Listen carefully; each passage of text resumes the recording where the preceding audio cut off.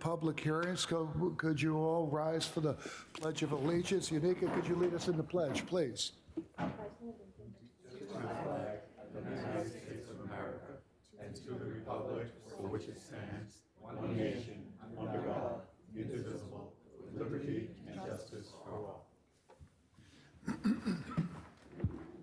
Okay. Attendance? Patrick Alpin. Present. Julianne Nolan. Present. Gerald O'Neill. Present. Ed Wynn. Present. Dan Tushin. Present. Frank Santos. Yumiko Healy. Present. Greg Gaxiola. Matt Esposito. And Rich Schaefer. Do we Rich have- Casey, sorry. Okay. Rich Case, do we have a quorum? Yes, we do. Okay, we have a quorum. Before we start the public hearing, I'm required to read this statement into the record.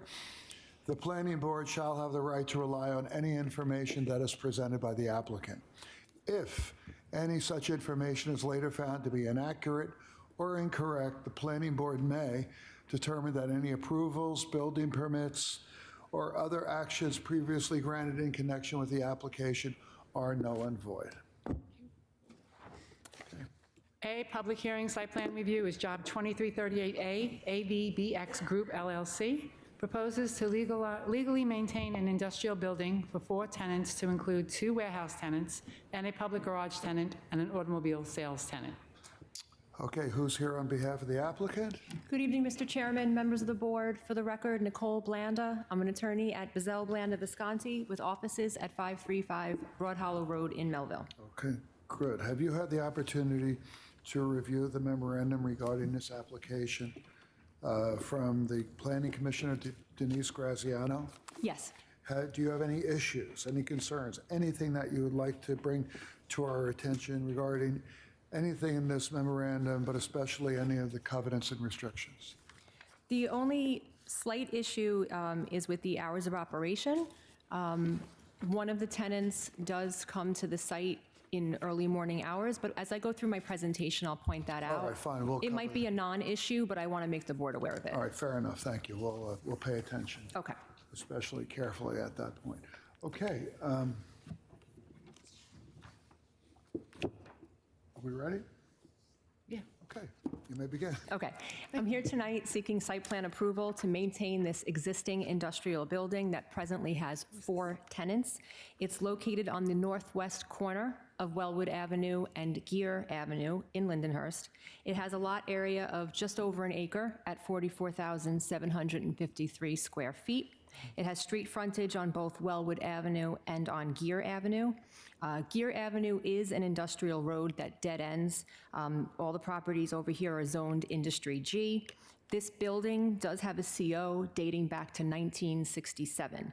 At this configuration that you currently see, the survey that's on file with the town matches the building that is there now. This industrial building has a square footage of 22,028 square feet. The 67 CO indicates that it was for light industrial. There was also a prior ZBA approval from 1967, which granted relief from the landscaping requirements at this site at that time and allowed front yard parking and also permitted some front loading off of Wellwood Avenue.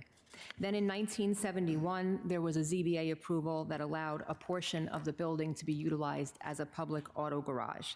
That CO was issued then in 1971, and another CO was issued in 74 for new and used auto parts. It doesn't specifically say if that was for storage of those parts or sale, but it says new and used auto parts. So there is a history of COs being issued to this building. I just wanted to point that out because obviously, as the board can see, the building is tight for the site. It is an L shape, but the parcel itself is an irregular shape. So it does present some site issues, but the purpose of this site plan application was to resolve the issues as best as the property owner can. So the application is essentially to legalize the current uses as part of the overall site plan approval. There are currently 4 tenants utilizing this building. I'll go through each tenant's use for the board. But first, I'll briefly go through the overall site plan. And then if there's any questions that I cannot answer, I do have with me tonight our engineer, Rich Mush. He can come up and talk to the board about any engineering or design questions. The site does have multiple curb cuts. So there's a curb cut on the northerly side of the building off of Wellwood Avenue. It is an existing curb cut, and we are proposing that it be made a one-way entrance into the site, and so there'll be a do not enter sign added so that traffic cannot exit from the site from that curb cut. The idea is for the site circulation to flow from that curb cut then on the north around the back of the building and to the southwesterly curb cut. If a vehicle comes in from that northerly spot, they can then exit from the southerly curb cut. There is also an existing dropped curb in front of the L shape along Wellwood Avenue. Cars coming into the site do have the option to either utilize some of those parking spaces that are in front of the building, or if a car is being dropped off for the auto body shop, an employee can take the car south through the little, yes, if you follow the little hand going through the site plan, cars can be brought southerly, and then there's overhead doors where the cars to be repaired will be brought inside the building. So, customers can then travel that same way and exit onto Gear Avenue if they choose to. Otherwise, they could, if they're utilizing those spaces, they can back out and go back onto Wellwood Avenue. The two curb cuts that are on Gear are going to be one entrance coming in, and then one will be an exit going out. Both will have signs indicating, do not enter for their respective ways that you do not want them to enter. So there are parking spaces along the perimeter of the site. The ones that are along the perimeter are parallel parking spaces. They have been updated to meet town specs in terms of dimensions. There are also 5 parking spaces in front of the building where I'm calling out the kind of L shape. They're tucked in there. In total, the site is providing 24 spaces. 48 are required. We will be seeking a parking variance from the Zoning Board of Appeals, and we did have a parking and traffic study prepared. Rebecca Goldberg from IMEG is here tonight to talk to the board about her traffic and parking study and provide her expert testimony as soon as I finish walking you through the site plan. So the drainage on the site, there obviously is existing drainage, but that will be upgraded, and there will be additional drainage added to the site, all to meet town specs. All site lighting will be dark sky compliant, also to town specs. Landscaping is going to be added to the site. So right now there is no landscaping, but we are proposing landscaping at the corner of Wellwood and Gear. And then also there's a strip that's along the building in the northerly portion facing Wellwood that will have some landscaping as well. So there'll be a little green on the site. The refuse enclosure is located in the northwest corner of the site. There has been a traffic circulation plan to show that the trucks can make their way around the building, and as far as I'm aware, the town DEC office has accepted the circulation plan and has said that that refuse enclosure can be accessed properly by sanitation trucks. And so as you can see, like I said before, if a truck comes in off that northwesterly curb cut, they can come around the building. The calculations have been done to ascertain whether or not the trucks can actually make it, and I'm told they can, and then they can proceed south through that southerly curb cut to exit the site. The 4 tenants that are currently on this site. The first tenant is Dent Buster. They're an auto body shop providing full-service auto body collision repairs. They have 8 employees, and their hours of operation are Monday to Friday, 7 a.m. for employees, 8 a.m. for customers to come in, and they're open till 5 p.m., and then on Saturdays from 7 to 2. So on Sundays, that particular tenant is closed. As you can see from the floor plan, there's overhead doors. There'll be cars brought inside for repairs.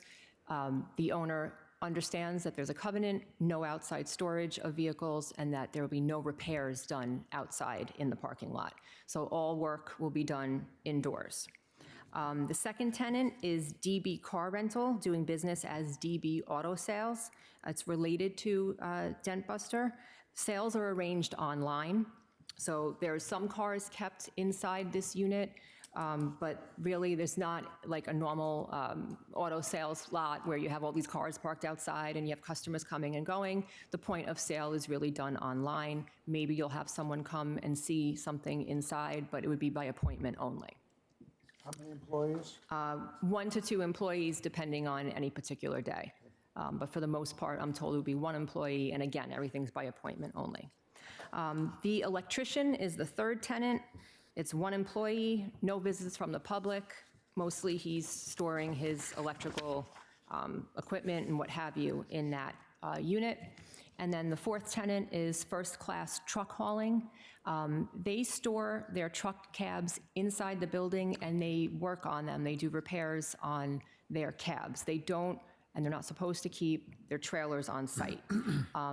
It has been an issue between the landlord and the tenant, and he's been telling them that they have to remove any trailers from the site, that will no longer be allowed to be there. The lease is up this spring, I'm told, so the landlord has the leverage to say, if you can't comply, then you have to leave. So they have been spoken to about that. This is the use that I just wanted to point out to the board in terms of the hours of operation. So during the day, the hours of operation are fine. They're there. They fix their cabs and they leave. I'm told they might even leave by 2 p.m. or 3 p.m. At night, someone comes to the site. They take a cab. It could be 8 o'clock at night. They leave. They go to another site and they pick up the trailer that they'll be using to deliver their goods. They then, when they're done making their deliveries, they bring that trailer to, again, another site, and then they come back with the cab. So there could be days that they come back with the cab at 7 a.m. and then we don't have a problem, or there could be days where they come back with the cab at 5 a.m. or 6 a.m. They don't stay. It's not like the lights are on inside and they're actually conducting business. They're simply there to drop off their cab because they're done with their overnight deliveries. So when I saw the hours of operation, obviously I don't want anyone to get in trouble in the future should this tenant stay, so I wanted to point that out to the board. But that really is, it's a very limited activity. Again, it's not like somebody staying there overnight and actually occupying the space. It really is just to drop off the vehicle in the morning, but it could be. Could you repeat the hours of operations again? I lost track of that, of this particular tenant. So this tenant would be fine with the hours of operation that the board is requesting in terms of during the day. Normally 7 a.m. to, I think it was 9 p.m. at night. Let's see, Monday to Friday, 7 a.m. to 9 p.m. is fine for their normal business, which is to fix their cabs. There are deliveries that, I guess you would say, originate from this site. So if I'm the truck driver, I might come in at 8, pick up my cab, I leave. I go to another site, I pick up my trailer, attach it to my cab, I go make my deliveries.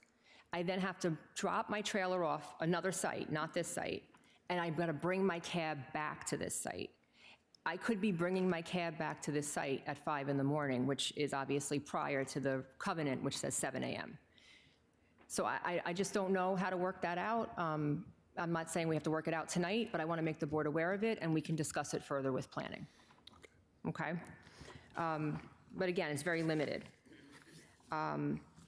In terms of the variances that we need, we haven't been written up for our denial yet, so I can't specifically say each of the variances. Obviously, we have COs, and so I don't believe we'll be written up for any kind of setback variances, but we will need a special permit for the auto body. We will need a special permit for the auto sales. There is a spray booth in here, so I believe we'll need a special permit, but that would all be in conjunction with the same user.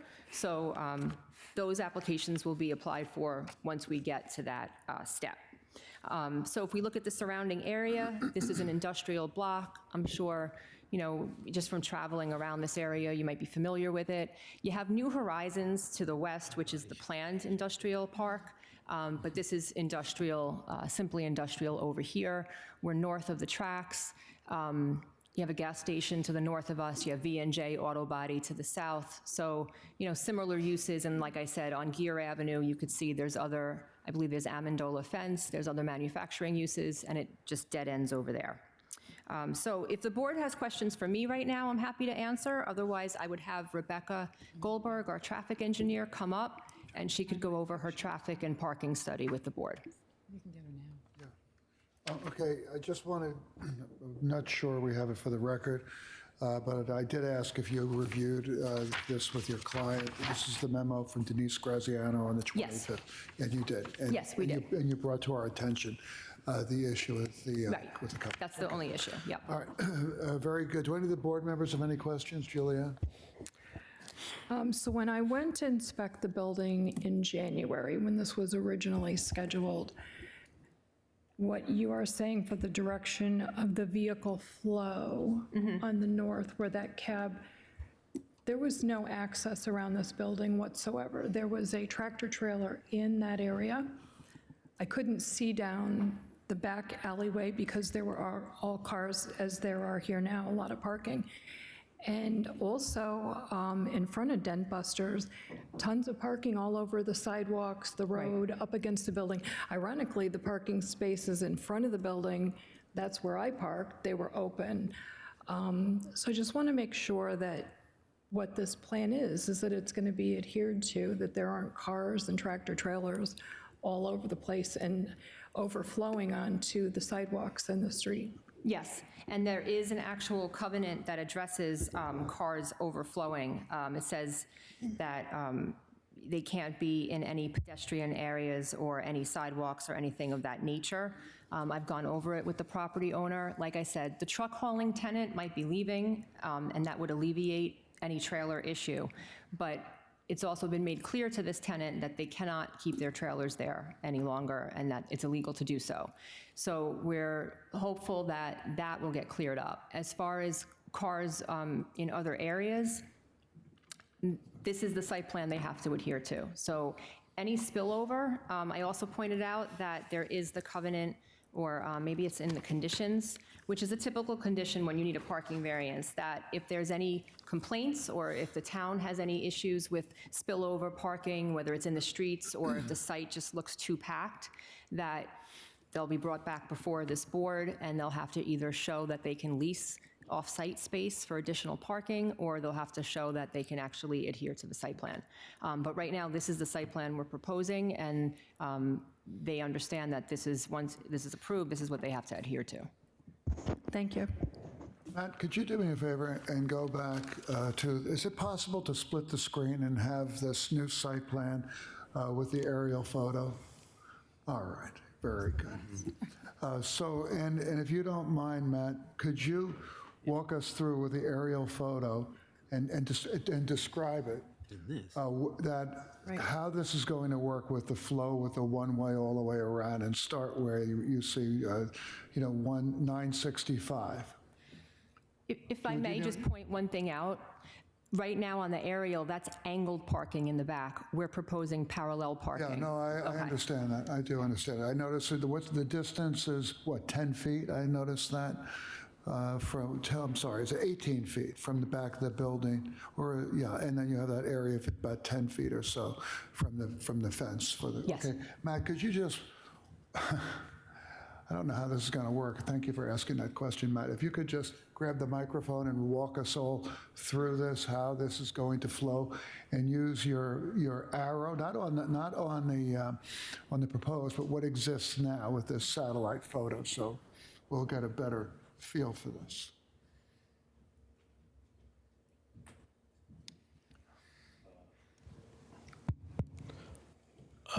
Yes. So I'll start in the northeast corner of the site. I'll kind of point out on the map and on the plan, but this is a one-way entrance only, one-way travel aisle around the back of the building as shown on the site plan.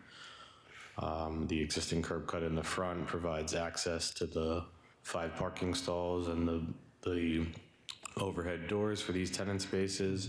There's also the ability to drive around the side of the building. Here, this will be one-way travel on Gear Avenue with limited parking and access to the overhead doors. And then the curb cuts on Gear Avenue will be reduced to 2, 1 entrance only on the east side and 1 exit only on the west side. Okay. Anybody have follow-up questions? Jerry? No, I'm good. I do. So the area, I guess it would be on the corner of Wellwood and Gear. So we're eliminating all that parking there too? Unfortunately. We are, yeah. I mean, Because of it's land. not my call, but we were asked to put landscaping there on that, that corner that you see. And so you'll still have an aisle. You can kind of see it outlined right now where it's between the existing parking. But then you're going to have, I guess, a grassed over area. And then there'll be a few spaces. You could see that there's going to be an inset with a couple of spaces, including handicap. There'll be an ADA compliant ramp, curb, drop down at the corner. So that'll be an improvement. But yes, you will be losing those spaces and that asphalt. Okay, and I don't know if you know or not, but the way it is right now, the cars that are back there, do you know what business that is? The cars that are parked Cars in that the are parked rear, there, yeah. I don't know when this picture was taken, so I'm not really certain Just if curious. it's from, Okay. right. Thank you. Matt, just so where you see the number 965, is that a tractor-trailer truck there? Oh, there we go. Let's get that street view. Matt, if you don't mind. Oh, that gives us a pretty good picture. So you're telling me that that's not going to happen anymore? Correct. You're telling this board, not me, the board. It has to stop because we're agreeing to have it stop, and we don't have outside storage, so it can't be parked there. But they had outside storage, and they were allowed to do this with the current? No, they didn't have outside storage.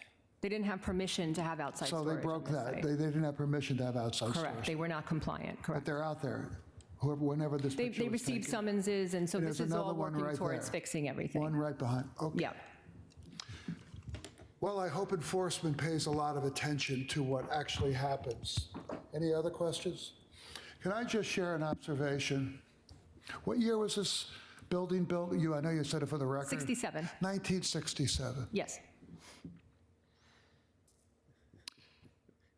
I'll never forget my first job was working with the supervisor of Babylon when the then councilman Ray Allmendinger, later supervisor, said the town should buy Zons Airport. And they said, we're going to build, we being the town of Babylon, we're going to create a zone that allows you to have a beautiful, modern, heavy industrial area that doesn't look like this. Back then, terrible things happened, as you know, from a zoning and development standpoint. Basically, as you can see, it was non-existent virtually. And part of a big responsibility that this board has is to fix these things when they come before us. So my concern is this going to work? Right, and we do have two experts given here. the tenants Yes, that you have here. So please have your expert come up. Yes, and thank you. I'd be happy if they try to address that. And who is that? I'm going to have my traffic engineer come Okay, up sure. first, You Rebecca. Thank decide how you. you want to do it. Okay. Rebecca, please state your name and address for the record. Sure. Rebecca Goldberg with IMEG, formerly known as Cameron Engineering. Our business address is 177 Crossways Park Drive in Woodbury. Okay, do you swear to tell the truth, the whole truth, nothing but the truth? Yes, I do. Okay, please proceed. Sure. Good evening, Mr. Chairman, board members. I prepared a traffic and parking report dated February 11th. So just as a high-level sidebar, that does conform with the prior site plan and does not reflect the site plan that you have here. So I can just summarize any differences here tonight. The overall report approach that we had was to determine if granting the parking variance that's going to be needed will satisfy the genuine need, and then to gauge if there would be any traffic or circulation negative impacts with the proposed plan. The traffic aspect, I'll cover that first. It's very straightforward. There's no real proposed change in outside traffic or use, so there is no traffic impact from this application or impact to the surrounding streets. And then just in combination with the February 25th memo from the Planning Department, it could result in a net benefit with respect to condition number 14. And that reads that the applicant would have to contribute to the fund for the installation and maintenance of emergency vehicle optical preemption equipment on traffic signals in the area. So just for the record, what that term emergency preemption means is that you modify the controller of a traffic signal so that when there's an emergency vehicle that is approaching with its license siren activated, the responder's traffic light either stays green until it gets past the intersection, or if it's approaching a red light, the other direction's green light will transition early to red so that the first responder will get the green light sooner. Either situation, it helps reduce emergency response time, which is an improvement in overall safety. The predominant part of my report was based on parking. The revised plan and the new plan has the same proposed number of spaces, 24. The variance is, however, reduced because of the different space within the building and the mezzanine. So the new plan requires 48 spaces by our calculation, again, pending the notice of disapproval, when we believe the variance is required to be 24, with 24 spaces provided. The other parking features would satisfy code. Parking stalls themselves would be 9 foot by 19, or the parallels would be 10 by 22. The drive aisles are sufficient. Minimum is 12 foot for the one-way operation on the south side of the building. Also, there are 2 handicapped accessible spaces, whereas 1 is required for the proposed parking. So again, similar to traffic, the genuine parking demand isn't changing with the application, nor is the fact that the demand is predominantly from the body shop. It has the highest number of employees and the highest chance for customers to come into the building. This particular body shop, it's similar to others that I've studied from an engineering standpoint, similar to others that I patronized from time to time. There are almost never customers in the building, except for very periodic short visits. Someone drops off a vehicle, someone picks up a vehicle, or someone is waiting for a car rental. Peak times for drop-off tends to be Monday or Tuesday morning, but again, it's random. Pickups are pre-arranged in advance, depending on when someone's vehicle is ready and completed with service. Most of the activity at the site throughout the day is comprised of employees if they're moving cars within the property or in and out of the indoor service bays. The other tenants typically have no customers, or there might be one customer at a sporadic time. So based on the reported staffing and activity for the 4 tenants, is in my report, I calculated a demand for 18 spaces for the employees and customers, in addition to cars that might be worked on or pending sale for 2 of the tenants. The numbers include 3 or 4 spaces for customers, and there are 7 spaces along the east side of the building in the area where customers would park. So because that number is higher than the customer count, that means that customers would not be in a difficult search for parking. And then the 24 spaces should satisfy the day-to-day demand. I also note in my report there is on-street parking permitted on the north side of Gear Avenue along the frontage. That would not change. And then demand for on-street parking would be the same with or without the application. I understand employees can and do use that street parking to leave the site more open. And again, that would continue. So my team, we performed parking counts at the site on a Monday afternoon and a Monday morning, and a Tuesday afternoon in January and February. There had been no active snow or recent snow for 2 days prior to either of our counts, which this winter, that was a challenge. That's for sure. We did not happen to observe any customers. Traffic-wise, we saw 1 truck at a time entering or exiting the property. I did see the tractor cabs, so those cabs are actually included in my count, and I would not, hopefully, they would not be included going forward once the application and its covenants become active. So we did see 24 to 25 vehicles that were parked in the publicly accessible areas in line with the proposed plan. And then when we include the gated area around the west side of the building, that was up to 35. And that includes vehicles being worked on for the body shop that employees would be able to move to a service bay or out front when it was ready. The function at a valet, at a body shop, is very similar to what I call a valet operation. Cars being worked on, they're being stored in areas that are not accessible to the public. They could be stacked temporarily in these controlled areas without blocking any customers, without blocking anyone in. And employees have vehicle key access at all times, so there's no concern with any interactions from the customers. So the traffic flow for the customers is separate from any traffic flow from vehicles being moved into and out of the service bays. Just go there. Okay, and then I think Nicole mentioned just the context of Gear Avenue. It is a short dead-end industrial street, little to no bypassing traffic. Just based on where this site is, it's obviously between Route 109 and Town Hall. I've driven past or through this intersection, I don't know how many hundreds of times, have never seen a traffic backup at the intersection or through the intersection, and I would expect that to continue. And that concludes my presentation. Thank you very much. All right, do any of the board members have any questions? No? Okay, any? Okay, thank you. Thank you.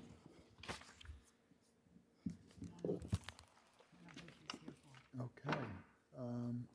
Is there anyone else that's going to be addressing the board regarding this application? If the board has any more site design questions, we do have our engineer, but if there are no questions, then Rich Mush? Okay, no, all right. Okay. All right. Are there any plans to make this a little bit more inviting from the standpoint of the facades? The facade was recently improved. Rich, do you want to come up and kind of talk about what happened with the facade, with the elevations? All right, there we go. Is that, so recently, I mean, the board can see that is what was done. It was new stucco, it was painted. And then obviously the landscaping, the idea behind it would be that it would dress up the asphalt. It looks better than some of the other buildings that are on Gear. It's an interesting neighborhood, let's Yeah. put it that way. So can you go back to that picture you just had? Now, obviously, we don't know when this was taken, but again, there's that big tractor trailer. So what you're saying is that they'll be there, they'll be storing the trailers someplace else. Is that So what the they do? trailer, right now, once it's gone, that is actually going to be a grassed or a landscaped area. Okay. So, right, you see exactly where that rectangle is, where the trailer is currently parked, he's got to go because we have to plant landscaping over there in order to get our CO. So he's gone, and if he can't comply, then his lease is over. All right. Okay. Any other questions, comments? No? All right, thank you. And there's no one else who would like to address the board regarding this application? All right, since there is no one else here to address the board regarding this application, I'm going to request a motion from the board to close the hearing and to reserve decision. So could I have a motion from the board to close the hearing and reserve decision? Motion by Jerry. Motion. A second by Julianne. Second. All in favor? Approved. So the public hearing is now closed. The decision, though, has been reserved in order for us to review the feedback and any questions that anybody might have regarding the site plan. The record will remain open for written comments. To follow up on the status of the application or to submit additional written comments, you can contact the planning department in a number of different ways. You can do it in person. Planning is located at the west wing of Town Hall. Application documents and plans are available for inspection between 9 a.m. and 4 p.m. or by phone, 631-957-3103, or by email planningcomments@townofbablinny.gov. Thank you very much. Have a great night. You're welcome. Thank you. Now you have an informational hearing.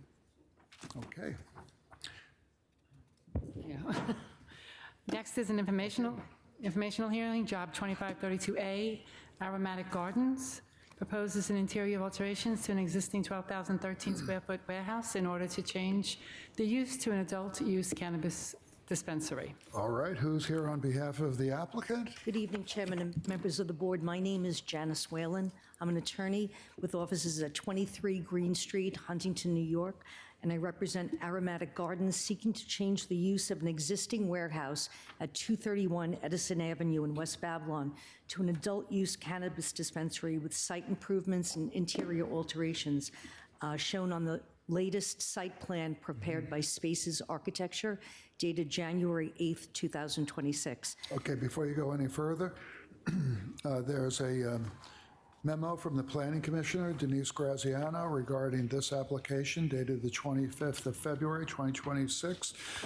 Have you had the opportunity to review this with your client? I have not seen the last one, I believe, was in January. Is that correct?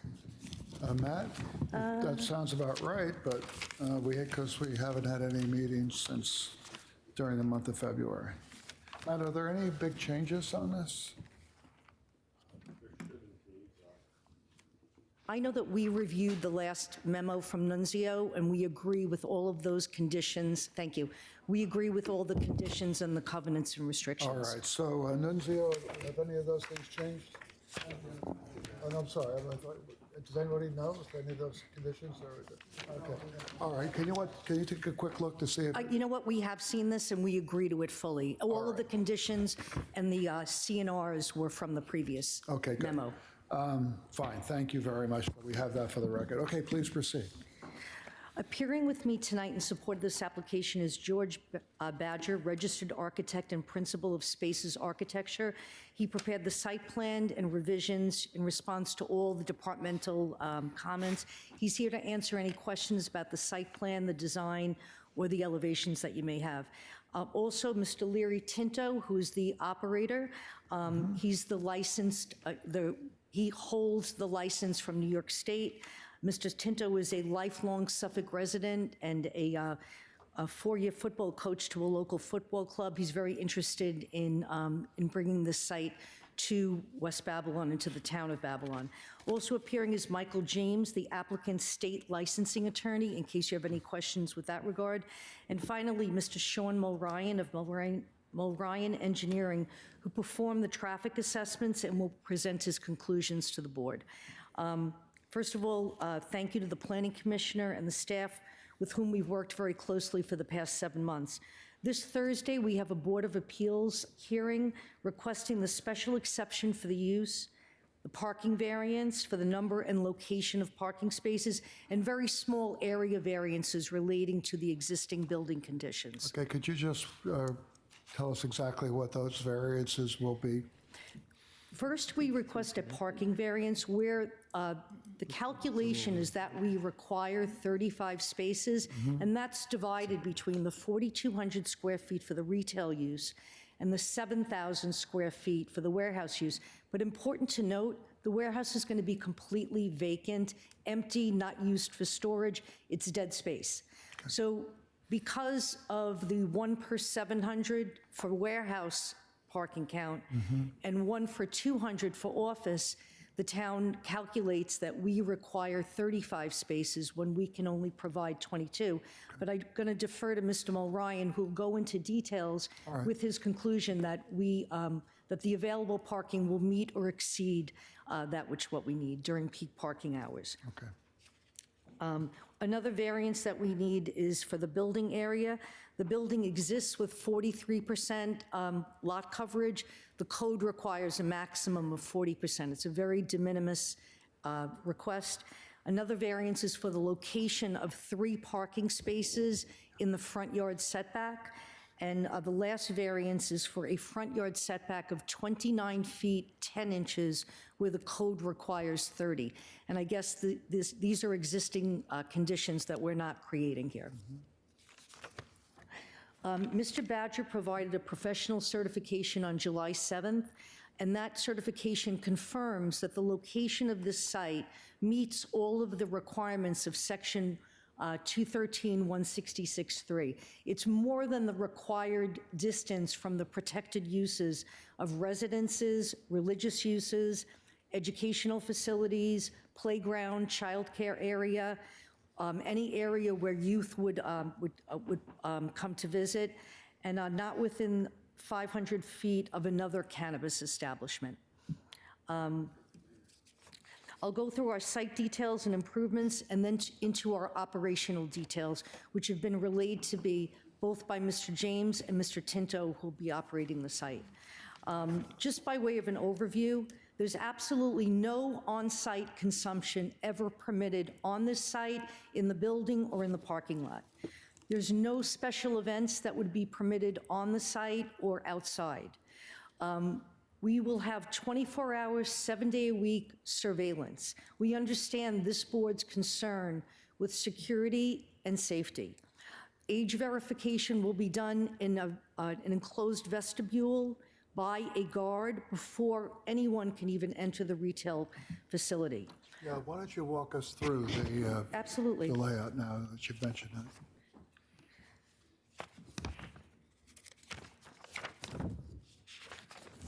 Well, public access is going to be on Eade Street, which is the side street. There is office access on Edison, but the public is not going to enter the building through that entrance. The cannabis retail area will be 4,798 square feet. It includes the back room area, the offices, the vestibule for the security, which checks the age before a patron would enter the site, counter space. There is a partition which separates the retail area from the vault where packages are created. There's a window where a processor would deliver the package to the counter person and then to the client. Again, the warehouse space of 7,200 square feet, it's not going to be any storage, there's no parking, nothing will happen in that area. There's no employee parking or delivery in that area, as I said.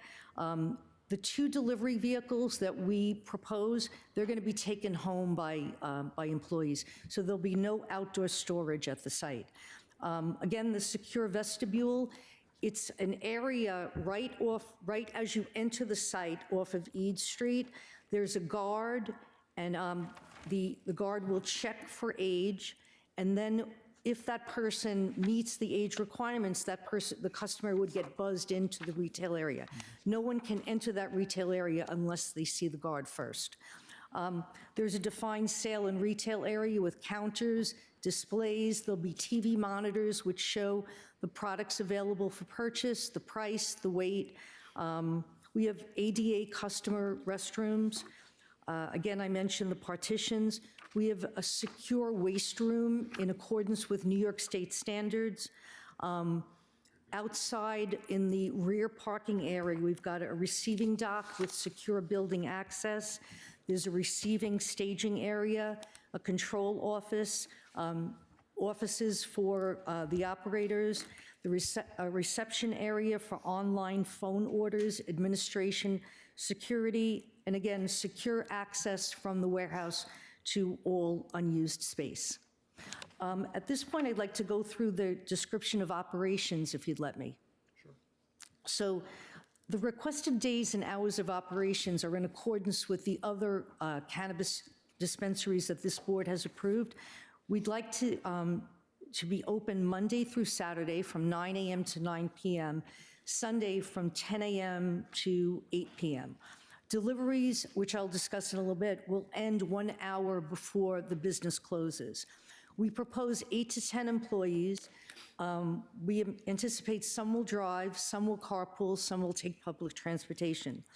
Again, there is no on-site consumption. Staff is tasked with monitoring the site to ensure compliance with that regulation by New York State. How is product delivered to the site? Goods are sold prepackaged and delivered to the site maybe 5 days a week in very small minivans. There's no big trucks. We anticipate that deliveries will literally take minutes. Product would be automatically inventoried and stored in the vault that's in the retail section that's separated from the counters by a partition. Again, patrons enter and exit through that guarded vestibule on Eads. After identification is checked, the customer is buzzed into the area. We'll employ 2 levels of security, an in-person security and digital security. Physical in-person security will be managed by a security company that's fully licensed and insured. We'll have 2 unarmed guards, one in the check-in area, checking the ages, and another one guarding the retail floor. In the event of any issue requiring security intervention, the guards will de-escalate any situation, remove the patron, and call police if that's necessary. Many security companies employ former law enforcement for their guards as well, so the guards will have the proper training, they'll know protocol, and based on their experience, they'll be able to address any situation, which we are not anticipating. A separate company, perhaps one that we're looking into called SecureTech, will handle digital security and alarms. Surveillance will happen 24 hours a day, 7 days a week, of the interior, all access points, and the building perimeter, both during working hours and off hours. Tapes have to be retained for 60 days per state requirements. And the state licensing has access to all of the surveillance that we would be providing. I'm sure you want to know how transactions are handled. After a patron's age is verified, a customer service employee would greet that patron at the counter area where samples are displayed for viewing and handling. Again, we have TV menus which would describe pricing, the type of product, and the weight. After a customer decides on an order, the order is placed through the partition. Another employee would deliver that product through the window. The processor hands the order to the employee.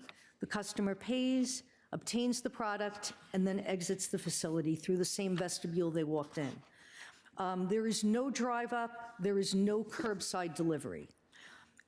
In terms of online orders and delivery, online orders will be placed through the company website, which entails a system check after creating an account, identification and age, again verified, with the same protocol as a walk-in patron. Delivery orders will be processed through the business website with verification protocols in place. Online and delivery orders are paid for in the same manner as store purchases. How are purchases paid for? Through cash, debit, and ACH transaction. In the vestibule area, before entering the retail site, we're going to have an ATM machine there. And again, there's a security guard there for security reasons. So with delivery, a delivery order is processed in-store and assigned to a driver. The delivery is tracked through a GPS system called OnFleet, which provides a driver application, visibility and tracking for that driver to the main office, proof of delivery, and a client portal. The customers, upon delivery, are required to present identification, who they are, and that delivery information is uploaded to the delivery application for verification and record-keeping purposes. Delivery will occur in small vehicles with no marking or commercially identifiable markers. Does the board have any questions about the site plan or the elevations? I didn't get to say so, but everything's going to be taken care of to bring this site into compliance. The site's going to be fully ADA compliant. It's going to have a fire alarm system. It'll have a sprinkler system. The drainage will be upgraded. The elevations are a tremendous improvement over what the building looks like now. There'll be EIFS, new windows, new entry doors, both on Edison for the operators and on Eads for the patrons. The parking lot's going to be completely repaved. There's going to be new sidewalks, curbing. Again, drainage, there'll be existing drainage and upgraded drainage. Mike, could you pull up the existing site, just so we can compare it? Okay.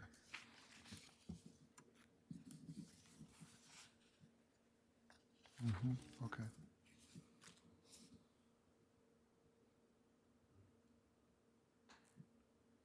So if you see that area, You're going to pave that over? Why? It looks so beautiful. we're actually able to site 3 parking spaces there. The site will have 2 handicap spaces. One will be in the front on Edison, and the second handicap space will be on the side on the Eads site. There's going to be a lot of landscaping added. There's going to be a lot of grass. There'll be street trees. And in the rear, in the parking lot, right by our new refuse enclosure, we're going to have a very pretty planting area with very decorative. It'll be a tremendous improvement. Now, I didn't get to mention that we're removing the loading dock at a very tremendous expense in order to put 3 more parking spaces. We've really done everything to maximize the parking on this site. Okay. Mr.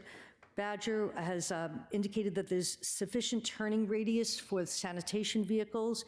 He's cleared fire truck access with the fire marshal. Again, we are completely ADA compliant in our spaces and curb drops.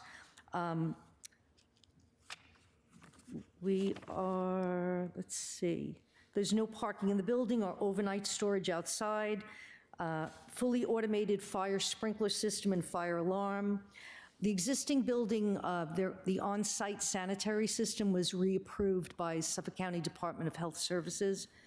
The existing and rear drainage will be upgraded. New landscaping, all lighting both on the building and in the parking lot will be dark sky compliant.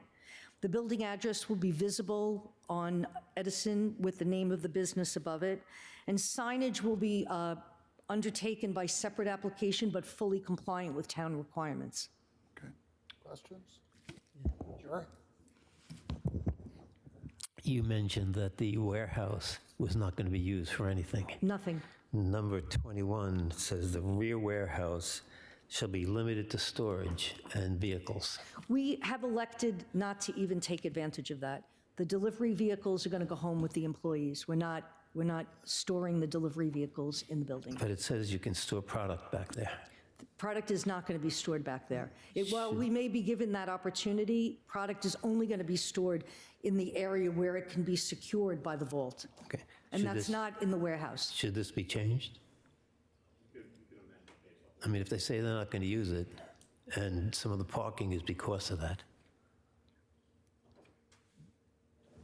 Go ahead. We could take a look at the condition based off the presentation, but we can't not accommodate for the space in the parking calculations, just for potential future users of the building. But I thought they're getting a variance for parking because that warehouse is not going to be used. No, not, well, the variance, if you, Matt, do you want to answer? No.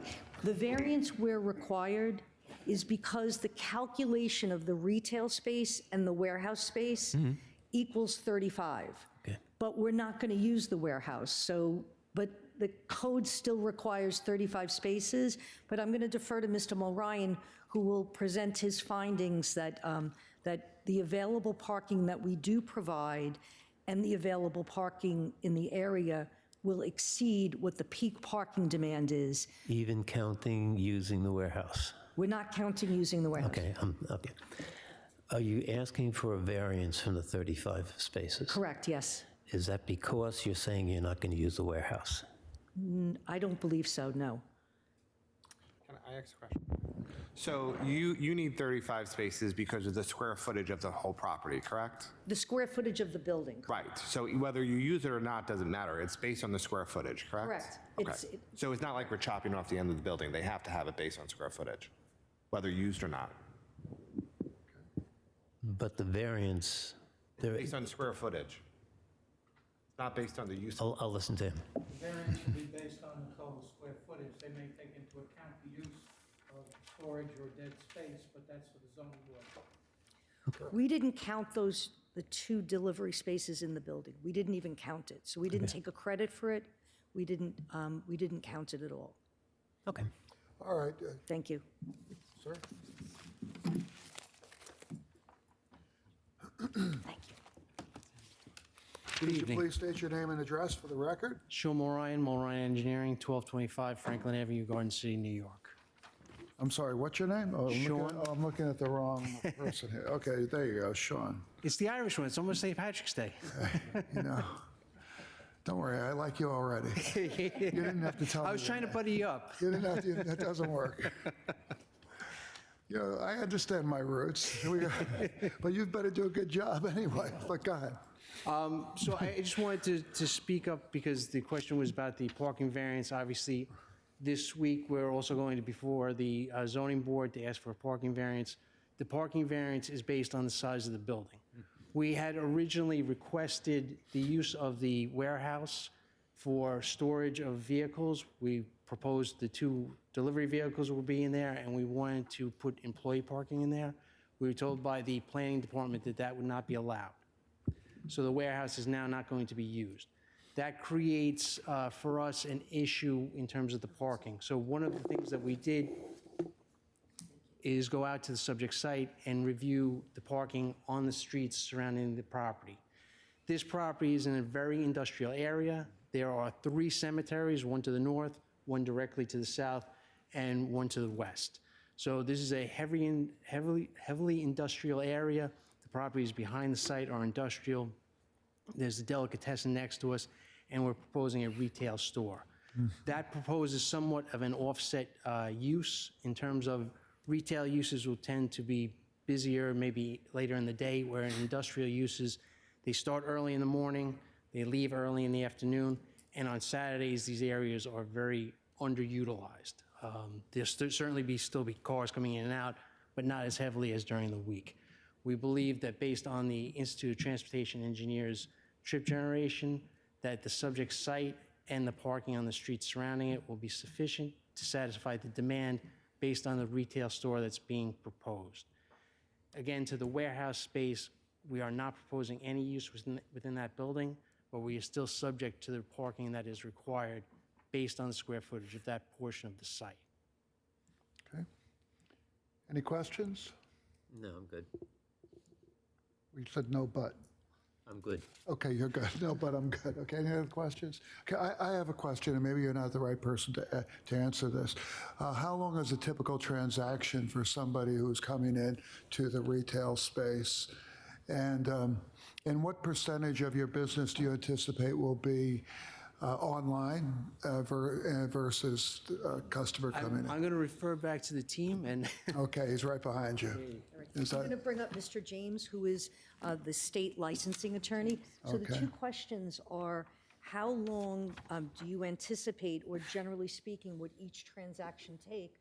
And the second question is, What percentage of your What business percentage will be online online, versus- and therefore delivery versus retail? So can you come up and state your name for the record? Michael James, appearing for the proposed. Okay, so you're an attorney. Yes. We don't have to swear in attorneys, you know. I'm sorry. We don't, you don't have, Okay. everybody else I ask to tell the truth, but you're a court officer, bound? so you must tell the truth. So anyway, go ahead, Mr. Okay. James. Okay. Good evening, board. So the typical transaction will take between 5 and 10 minutes. Most of the customers will know exactly what they want based on the online menu. If they are coming in to review products, then the customer service representative would be able to walk them through the product selection within 5 to 10 minutes. Okay. And cash them out. All right, so I have a question. Now that as I'm thinking about being there, not that I smoke pot, I might have done it once, But you didn't have. but I didn't.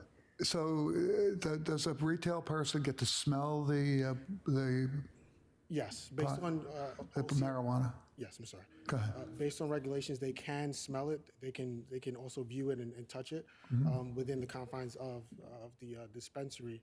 There are products that allow the person to smell it, but not actually touch the actual product, and it will be secured, whether it's by tether or the customer service representative can open the display and then give it to them and then put it back in. But they will be able to touch or smell.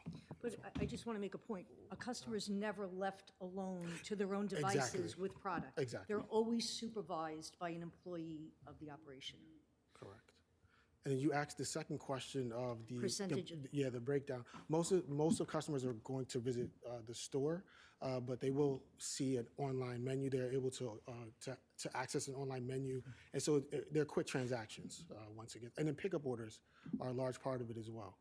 So they'll come in, pick up the orders very quickly, and then leave. Okay. Any other questions about operations, anything? No? Okay. Your delivery people, they won't be handling cash, will they? No. So delivery, the payment methods are ACH. Essentially, think of PayPal, Right. just be an ACH transaction. or they'll be able to phone in a debit card payment over the phone.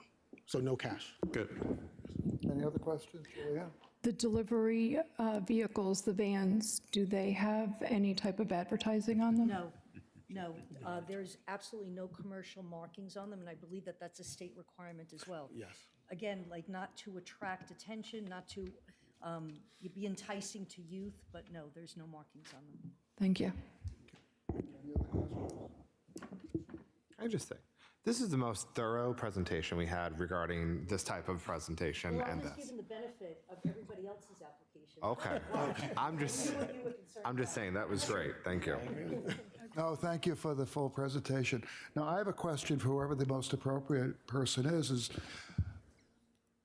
I mean, obviously, you're legal, you've been licensed, you have all of these standards that you have to meet and probably will exceed what are all the requirements. How does your industry, fully legal, paying taxes and all that, how do you compete against the underground economy, the underground?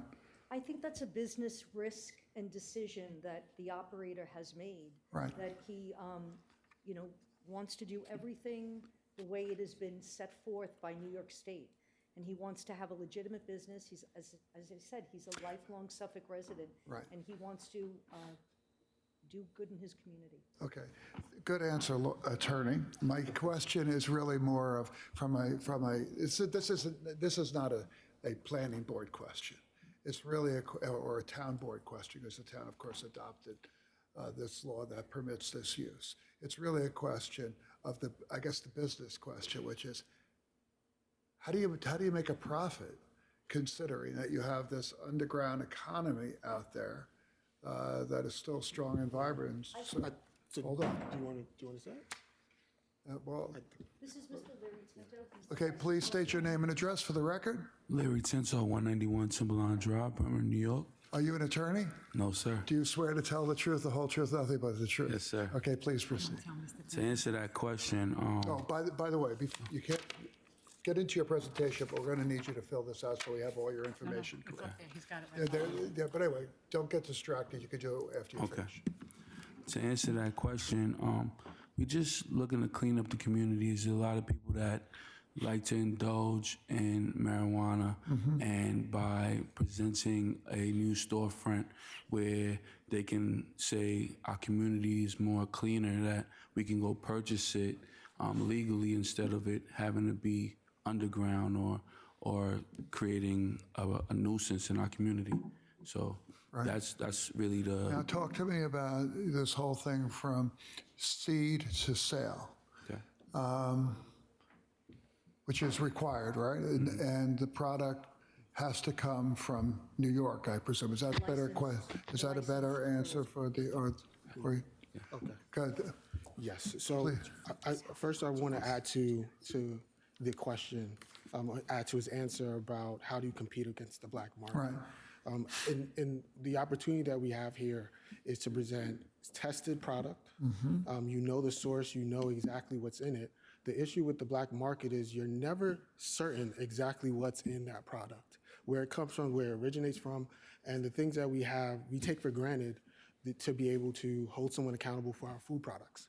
We don't have that. Well, they don't have that in the cannabis black market. You don't have that opportunity. So his business would allow us to have some accountability in what we're consuming. Well, whoever does consume it, what we're consuming as well. Now, with seed to sale tracking, that is a system, Metric. It's called Metric, and the state has implemented it. We did work on it. He is fully signed up on it, even though he has not even opened yet. He's fully signed up on the platform. That will track. It's called seed to sale. It will track it from the time it goes into the ground and grows to the time it goes off to that customer and places it in their hands. So once he opens, he'll be fully compliant with seed to sale, and every product will be tracked by the state. Exactly. The state has very strict. Council, come up to the microphone. Oh, please. The state has inventorying mandates, even as much as if there's waste, how that waste is disposed of. So even from seed to going in the garbage, there's rules about everything. And of course, with things like fentanyl around and all these other things, it doesn't take much to kill somebody. And I think that to follow up on what Mr. James said, for people that want to use this product or even to buy the topical pain cream, they would feel more secure knowing that they're buying it from somebody licensed, who's been vetted, who's getting it from a legitimate source. So I think that is the biggest distinction about why go to the store versus a more nefarious way. Okay. So did you want to add something, or you're good? No, I kind of knew the answer to the question I was asking, but I like to get that on the record because people need to understand just how highly regulated and controlled the cannabis marketplace in New York State, and for that matter, virtually every other state that has legalized it, is as compared to the open black market that isn't. Right, there's no quality control Exactly. in an unregulated market where there is quality control in how Mr. Tinto is going to get his products. Exactly. Okay, great, thank you. Do you have any other questions? I have. Anybody else? Mr. Badger? Any questions? No? I just Okay, want to. hold on, we're good. Are you? Okay. Okay. I just want to confirm that that last condition, I don't think it's correct with regard to warehouse area storage shall be limited to storage. We couldn't store any product in there in accordance with the state Okay, compliance. It's well, go- yeah, we'll go over that and get that modified. Thank you. As a condition so that that's explicit. Thank you. Okay, thank you. All right, if, does the board have any other questions? All right, thank you, hold on. Okay, is there anyone, I think you're done, unless you want to say something. No, I'm done. Okay, thank you. By the way, you've done a good job. I hope they're paying you enough. Anyway, is pleasure there to anyone work else that would like to address the board regarding this application? Sir, did you want to add? Did my job for me. Okay, all right. All right, very good. All right, is there no one else would like to address the board? Fine.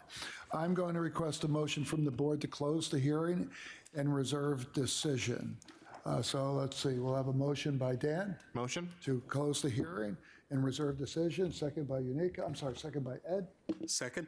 All in favor? Aye. Aye. Approved. Now, the public hearing is closed. The decision, though, has been reserved in order for us to review any feedback we've received this evening or any open issues. The record will remain open for written comments and for anyone to follow up on the status of this application or to submit any comments. You can contact the planning department in a number of different ways. In person, planning is located on the west wing of Town Hall. Documents, plans are all available for inspection between 9 a.m. and 4 p.m. or by phone, 631-957-3103, or by email, planningcomments@townofbablinny.gov. Thank you very much. Thank you. We have that. You can pass that over. Thank you. Aye. Okay, that includes the live stream of our hearing, so we're now going to